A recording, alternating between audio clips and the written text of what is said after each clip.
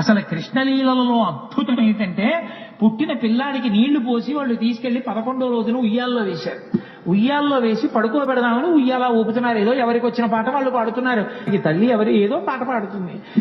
ఎంతమంది గోపకాంతలు వచ్చి పాట పాడిన నిద్రపోడే. అందున ఉయ్యాలా ఊపి పడుకోబెట్టేటప్పుడు పిల్లాడు పడుకోవట్లేదంటే పిల్లాడు కనపడుతూ ఉండగా కాకుండా ఇలా ఉయ్యాల దగ్గరికి చేసి పట్టుకుని ఇలా ఇలా ఇలా ఇలా ఇలా అని పాట పాడి పడుకుని ఉంటాడు. అందుకని పాపం ఎంతో ఇదిగా ఇలా విప్పి చూస్తే గుడ్లు రెండు ఇలా పెట్టుకుని చూస్తున్నాడు. ఏమిటమ్మా పిల్లాడు ఎంతకీ పడుకోడు, ఇదేం పిల్లాడే అని చెప్పి ఆ భుజం మీద వేసుకుని పాట పాడి ఎంతో తిప్పి తిప్పి తిప్పి తిప్పి ఇలా చూడటం కుదరదు కదా. పడుకున్నాడా అంటే ఏం పడుకున్నాడు, గుడ్లు వేసుకుని చూస్తున్నాడు. ఏం చేసినా పడుకోడు. ఇదెక్కడ పిల్లాడని ఆఖరికి యశోదాదేవి వచ్చి తల్లికి ఆఖరికి పెద్ద బ్రహ్మాస్త్రం ఏంటంటే బోర్లా పడుకోబెట్టేసి వీపు మీద ఇలా ఇలా ఇలా ఇలా కొట్టేస్తుంది. ఆ తొడ ఊపుతాను కొడుతోంది. ఎంతకీ పడుకోడు, వీపు చిట్లిపోతోంది. ఇదేంటి ఆది కూర్మంగా ఉన్నప్పుడు 100 పర్వతం తిరిగినా బాధపడలేదుగా.